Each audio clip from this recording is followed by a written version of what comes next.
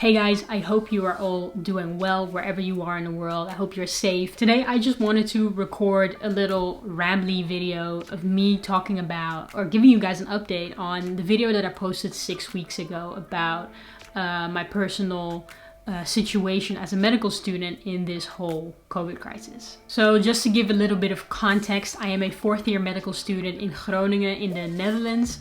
And before this whole pandemic hit this country, I was 5 weeks away from finishing my fourth year, going on to the fifth year of medical school. And here in the Netherlands, we do 6 years of med school before we become a junior doctor. So I was roughly 2 years away of becoming a doctor.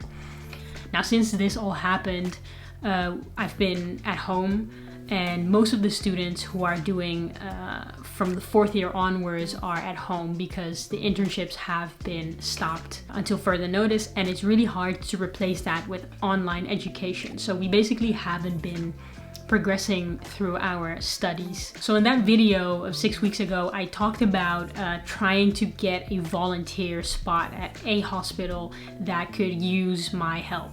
And let's start with that. So 6 weeks ago, I registered for this website in order to kind of help out with whatever role possible to keep hospitals from becoming overwhelmed. So here in the Netherlands, they were expecting the curve to hit its peak around this time, actually, end of April, beginning of May, maybe even end of May. So a lot of people were registering, and 1,100 students actually registered nationwide to help out. That might not seem like a lot of people, but we're a really small country with not too many people. So that's really a lot. And since they've been able to match 350 students or so through the website that I registered to, I'm sure it's way more because there are other websites as well. But that meant that the remainder of the people, including me, who registered were kind of kept on hold. So I had already signed a contract. They wanted me to stay in the north of the Netherlands because the number of COVID patients was way lower here than in the middle or the south of the country. So they didn't want us moving around in case they needed us. So me and a few other medical students, friends of mine, were actually waiting to hear back and help out. But luckily, it seems like flattening the curve has been really effective here. So that peak that they were expecting around this time actually hasn't happened yet. But that does leave the question of when we will be able to return to our internships, because our head of the master's faculty has said that we shouldn't expect to be back at our internships before the end of August, probably September or August. So that's quite a lot of time to miss out on education. And of course, this is all understandable. I don't want to come across as if I'm feeling sorry for myself, but I just want to share my situation as a medical student. In my case, as a fourth year medical student, it kind of sucks in the way that we are just sitting at home, making ourselves useful, but not really progressing with our degree. So now the faculty has come up with another plan, and that plan is to let us write our master's thesis or dissertation right now. So in fourth year, normally we do that in sixth year, just before we become a doctor.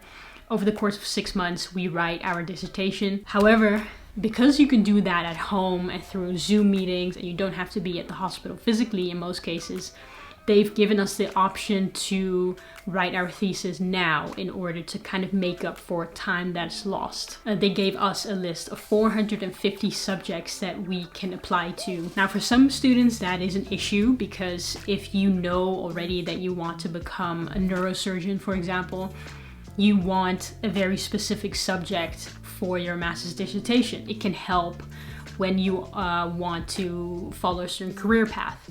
But luckily for me, at this point in time, I feel like becoming a GP or a family doctor is something that I would really enjoy doing. And as a family doctor, there's so many subjects that you come across that it's quite easy for me to choose anything really, because any field is really relevant for a family doctor, apart from the highly specialized surgical subjects. So yeah, I went through the 450 studies and opportunities to write my dissertation on. So it's a bit exciting because I wasn't expecting to do that right now. I was expecting to get a little bit more experience before I actually chose the path that interests me the most. But luckily that list of 450 things had many things that interest me. So I'll share with you the 10 subjects that I put on the list that interested me. And one of them, hopefully, I'll start writing my master thesis about next week, perhaps. Okay, so the first project I chose is about the gut microbiome composition. This is something that I went to a symposium for before I did this course on lifestyle. And this is about relating general health, physical activity, and socioeconomic status to the gut microbiome composition and diversity. And the gut microbiome is something that has just gained traction over the past few years, and it really sparked an interest with me because it seems as though this microbiome diversity or population that we have in our intestines could dictate way more of our health and pathology than we think. So it seems to live on this crossover between societal research, maybe epidemiology, and on the other hand, more physiology and more internal medicine subjects. The second one is about how unhealthy the living situation is. I'm just translating this from Dutch. Hoe ongezond is de leefomgeving in Noord-Nederland? So it's basically about doing statistical research about certain neighborhoods, certain cities that maybe have more fast food and how that affects their health. So again, a societal approach or health science approach. And that is something I always gravitate towards because I'm always interested about how our surroundings or socioeconomic status can affect how we think about lifestyle and patients' health. So that's number 2. Number 3 is Generation Y at work. How does working life affect mental health according to the experience of young adults? Again, very health sciences related research question. Predictie van kwetsbaarheid bij thuiswonende ouderen met gegevens uit het huisartsinformatiesysteem. So this is to use an existing system of GPs in the Netherlands, in which GPs can put certain healthcare indicators. So for example, if an elderly patient comes to your practice and says that they fell a few weeks ago and they maybe have broken a hip, is it possible based on that parameter and multiple parameters, for example, giving them some type of medication that makes them more dizzy or more sleepy? Is there a way that we can predict how these elderly become more and more frail? And is it maybe possible to intervene before something happens to them?